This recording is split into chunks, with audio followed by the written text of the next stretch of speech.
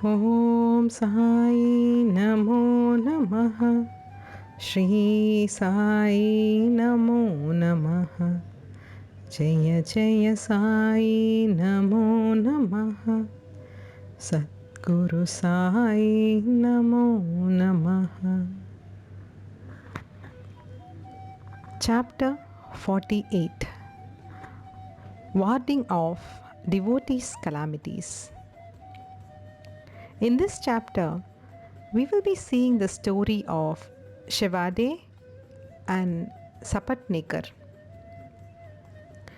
At the commencement of this chapter, someone asked Hemat Pant whether Sai Baba was a guru or Sadguru. In order to answer the question, Hemat Pant describes the signs or marks of a Sadguru as follows. Signs of Sadguru.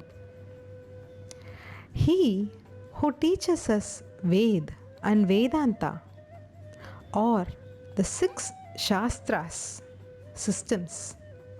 He who controls the breath or brands his body with mudras, metallic marks of Vishnu's weapons, or gives pleasing discourses regarding Brahma.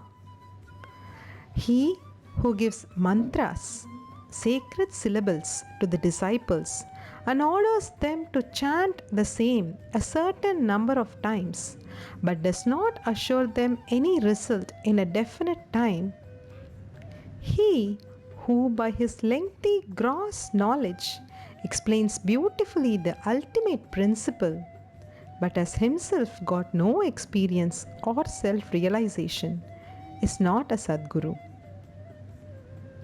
But he who by his discourse creates in us a distaste for the enjoyments of this world and the next, and gives us a taste of self-realization, who is well versed in both the theoretical and practical knowledge, self-realization, deserves to be called a Sadguru. How can he who is himself devoid of self-realization give it to the disciples? A Sadguru does not ever in his dream expect any service or profit from his disciples. On the contrary, he wishes to serve them. He does not think that he is great and the disciples small.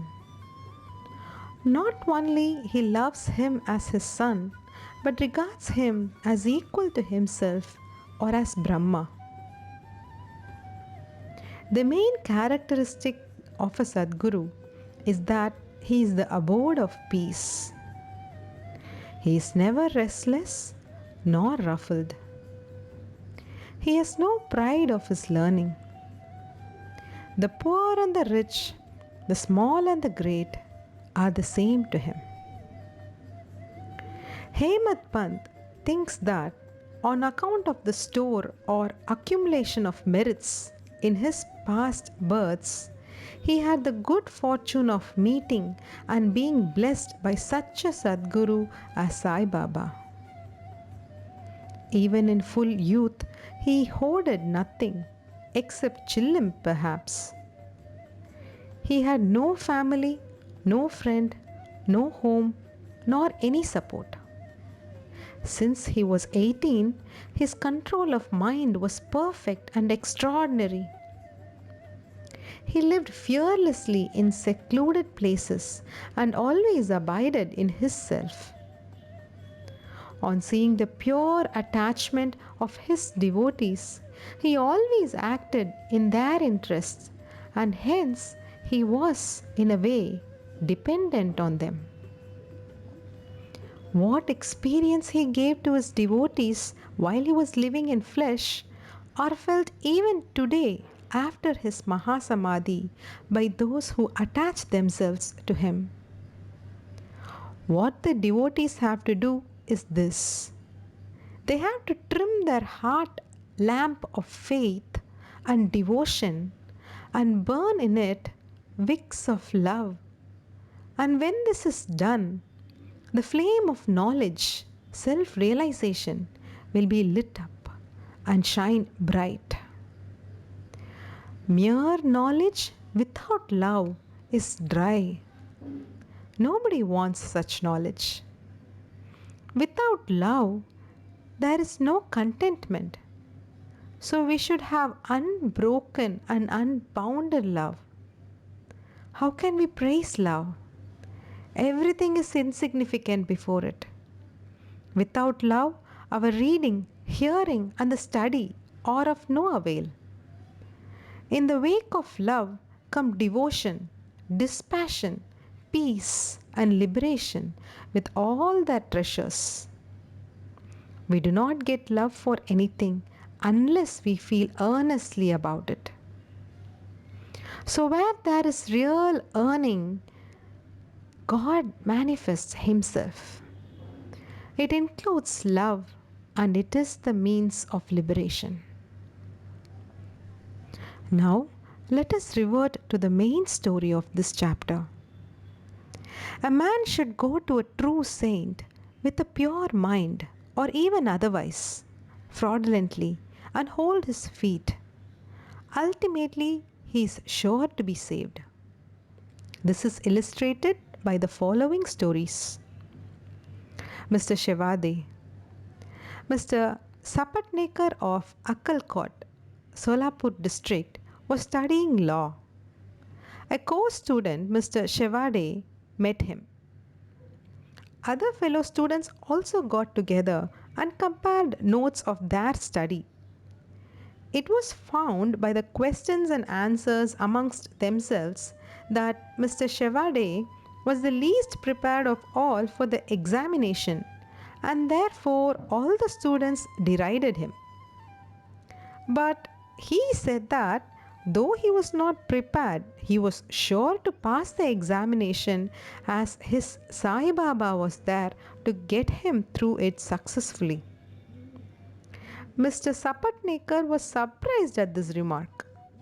He took Mr. Shevade aside and asked him who the Sai Baba is whom he extolled so high. He replied, "There lives in a masjid in Shirdi, Ahmednagar district, a fakir. He is a great Satpurush. There may be other saints, but this one is unique. Unless there is a great store of merits on one's account, one can't see him. I fully believe in him, and what he says will never be untrue. He has assured me that I will pass definitely next year, and I am confident that I will get through the final examination by his grace." Mr. Sapatnekar laughed at his friend's confidence and jeered at him and Baba. Later, when Shevade passed his exams successfully, it made Sapatnekar quite surprised. Sapatnekars. Mr. Sapatnekar passed his examination, settled at Akkalkot, and practiced as a pleader there. 10 years after this, that is in 1913, he lost his only son on account of a throat disease. This broke his heart. He sought relief by making a pilgrimage to Pandharpur, Gangapur, and other holy places. He got no peace of mind. Then he read Vedanta, which also did not help him. In the meanwhile, he remembered Mr. Shevade's remarks and his faith in Baba, and he thought that he too should go to Shirdi and see Baba. He went to Shirdi with his younger brother, Pandit Rao, and was much pleased to see Baba from a distance. When he went near and prostrated himself and placed a coconut before Baba with feeling of devotion, the latter at once cried out, "Get away!" Sapatnekar hung down his head, moved back, and sat aside. He wanted to consult somebody who would advise him how to proceed. Somebody mentioned Balashimpi's name. Sapatnekar saw him and sought his help. They bought Baba's photos and came with them to the masjid. Bala Shimpi took a photo in his hand, gave it to Baba, and asked him whose photo it was. Baba said that this photo was of the Yar, lover of him, pointing to Sapatneka. Saying this, Baba laughed and all others joined. Bala asked Baba the significance of the laugh and beckoned Sapatneka to come forward and take darshan. When Sapatneka began to prostrate himself, Baba again cried out, "Get out!" Sapatneka did not know what to do. Then they both joined their hands and sat before Baba praying.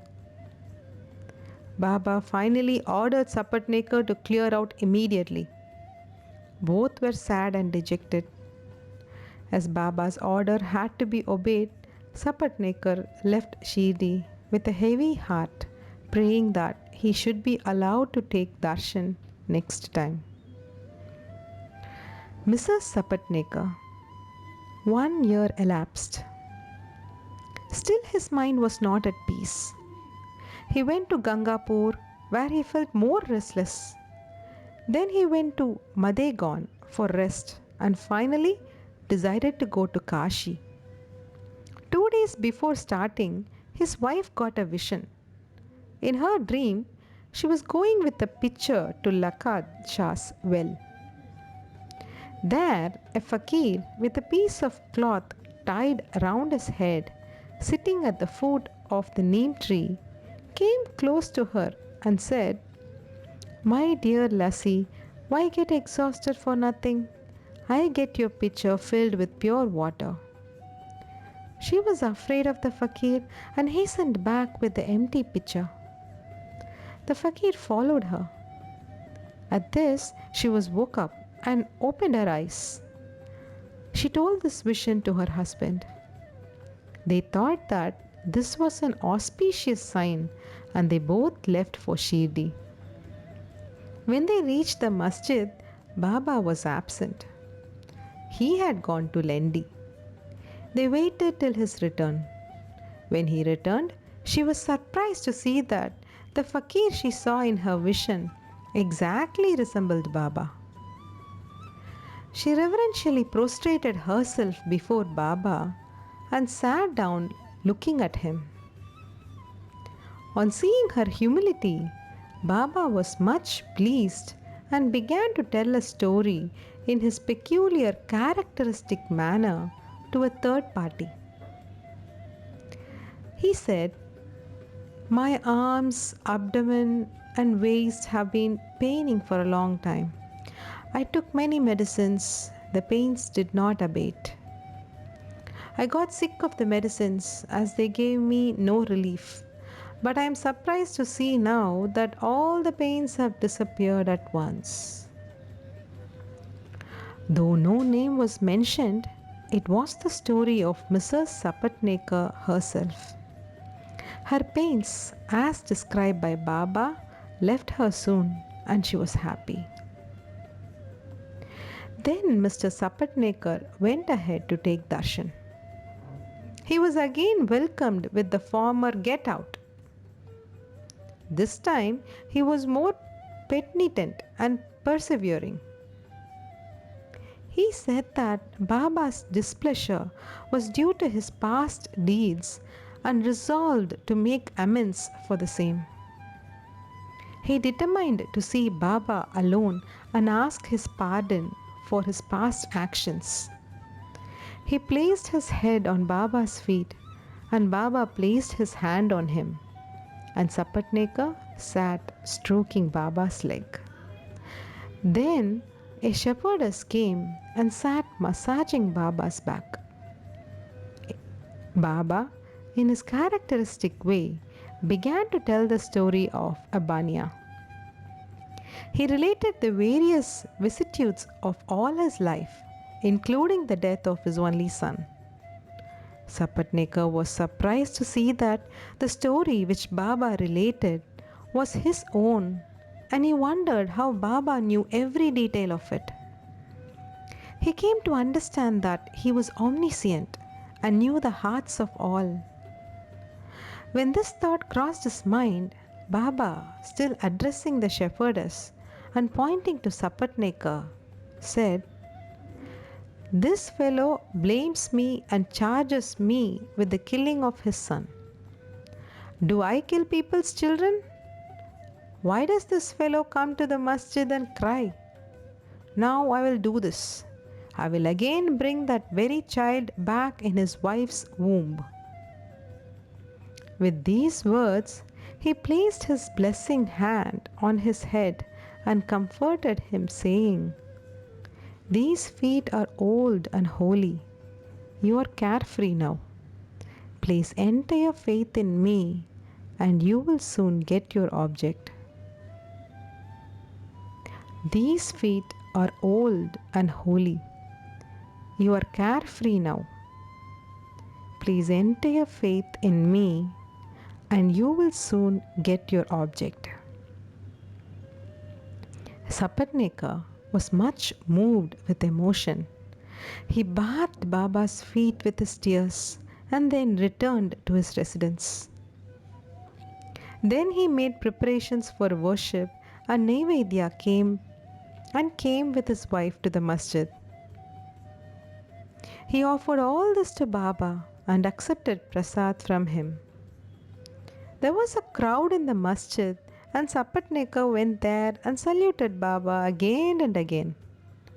On seeing heads clashing against heads, Baba said to Sapatneka, "Oh, why do you prostrate yourself now and then? One namaskar offered with love and humility is enough."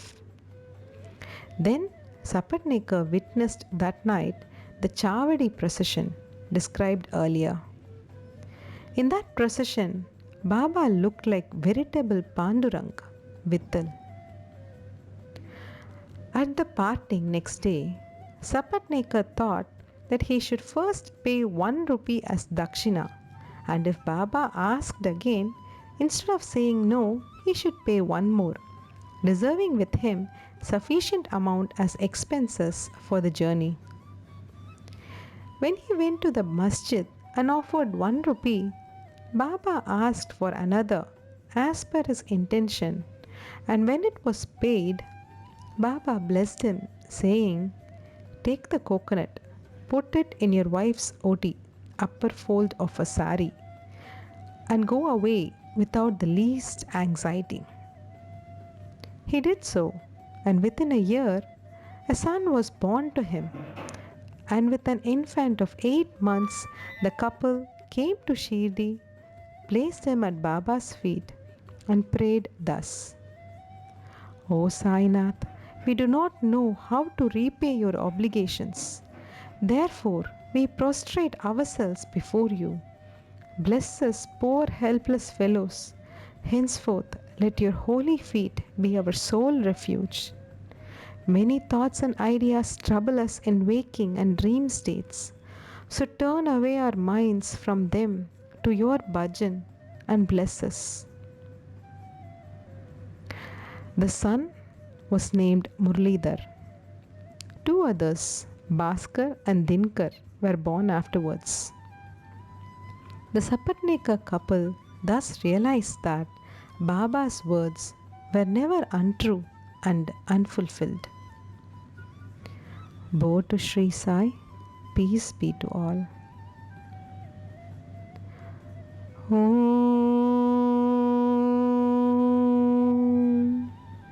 Shri Sachitananda Sadguru Sai Nath Maharaj ki Jai.